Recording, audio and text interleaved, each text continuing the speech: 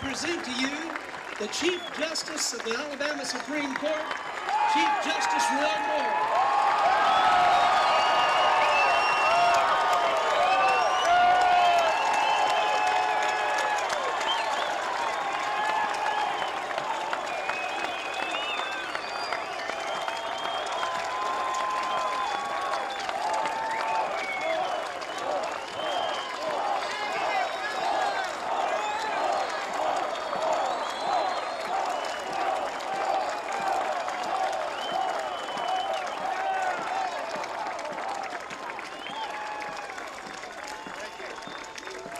Thank you very much.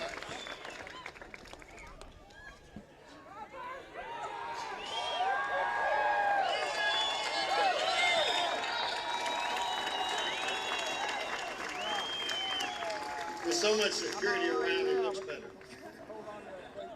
First, I'd like to begin by thanking Dr. Rick Scarborough and the Vision Forum Ministries for the outstanding work they've done in organizing this rally. Y'all give them a big hand.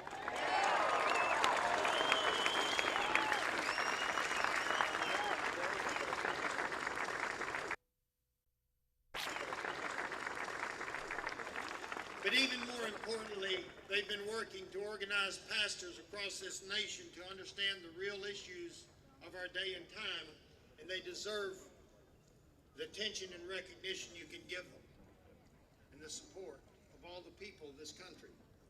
I'd like to also thank my good friend and the director of the Foundation for Moral Law in Birmingham, Dr. Mel Glenn, who's responsible and has been for the raising of attorney's fees for my defense.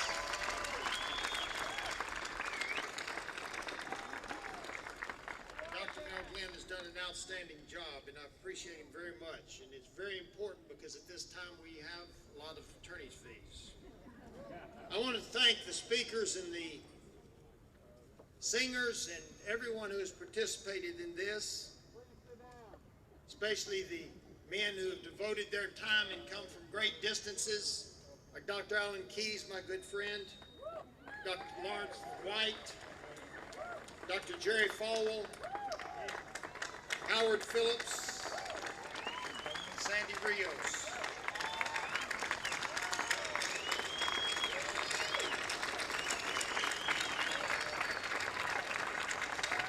I don't believe that he's been recognized, but I have a friend from New York City, Rabbi Yehuda Levin, I'll say it right in a minute.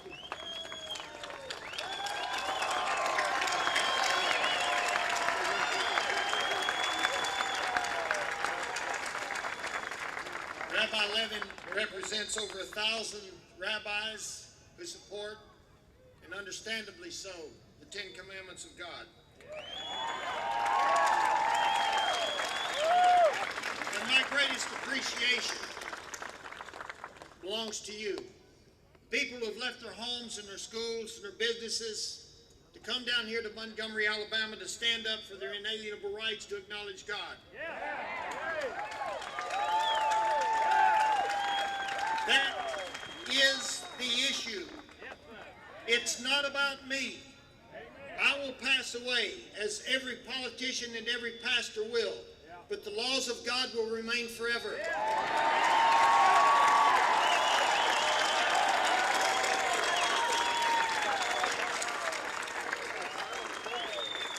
It's not about politics. It's not about religion. You know, I've heard so many in political fields will not participate because it's about religion. And I hear the pastors that won't participate because it's about politics. Let's get it straight. It's about one thing. It's about the acknowledgement of the God upon which this nation and our laws are founded.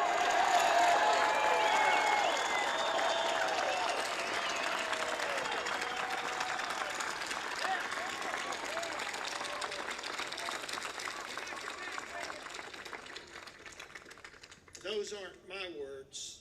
Those are the words of Judge Myron Thompson in this case when he said, and I quote, "The issue is, can the state acknowledge God?" He said no.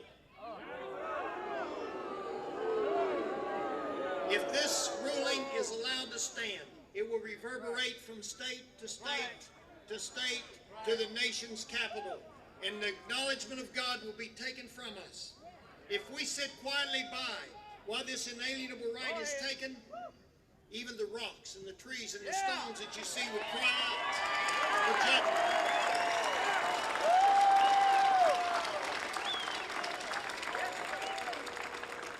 If I should fail to do my duty in this case, for fear of giving offense, I would consider myself guilty of treason toward my country and of an act of disloyalty toward the majesty of heaven, which I revere above all earthly kings.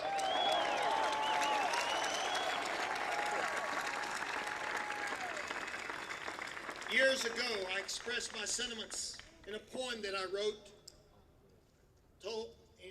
entitled Our American Birthright. One nation under God was their cry, indeed their declaration.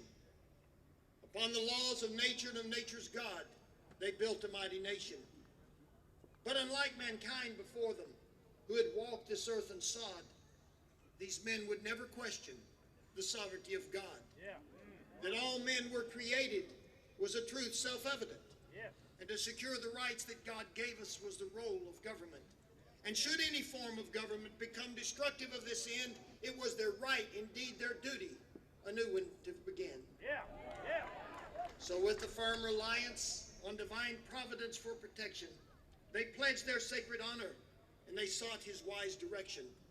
They lifted up an appeal to God for all the world to see and vowed their independence forever to be free. But I'm glad they're not here with us to see the mess we're in. How we've given up of righteousness for a life of indulgent sin. For when abortion is no longer called murder, when sodomy is deemed a right, then good is now called evil, and darkness is now called light. And no longer do we need a God when man is in control, for the only truth self-evident is in the latest poll. But with man as his own master, we failed to count the cost. Our precious freedoms vanish, and our liberties are lost. Our children are told they can't pray in school, and they teach them evolution. Why can't they see the fear of God is the only true solution?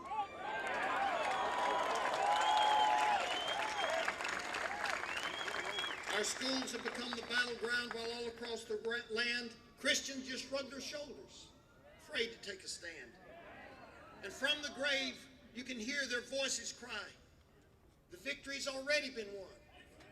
Just glorify the Father as did his only Son. And when your work on this earth is done, and when you've traveled where they trod, you'll leave the land that was left to you. One nation under God.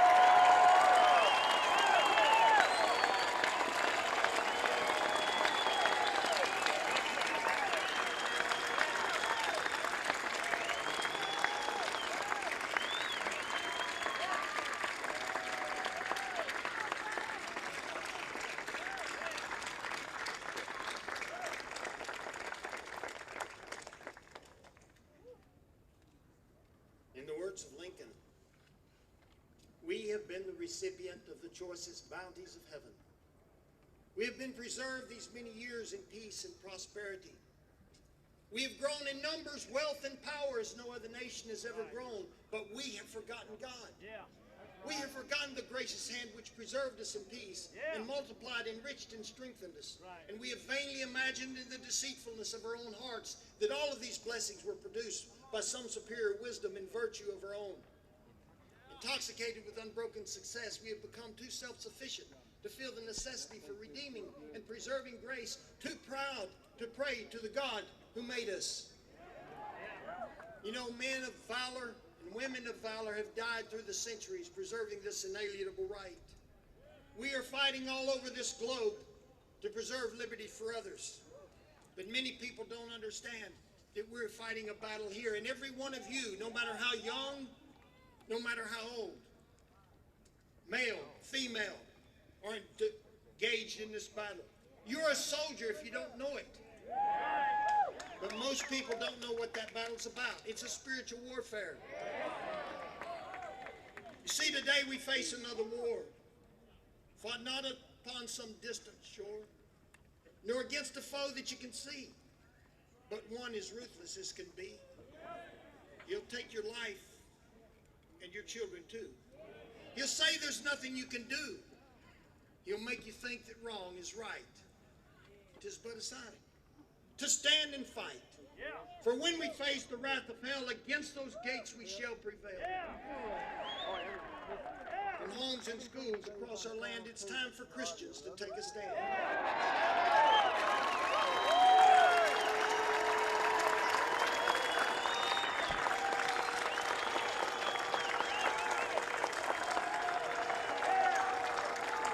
And when your work on this earth is done, when the battle is over and the victory is won, and through all the earth his praise will ring and all the heavenly angels sing, it will be enough just to see the Son and hear him say, "My child, well done."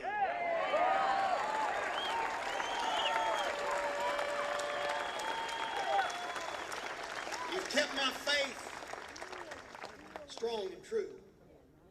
I knew that I could count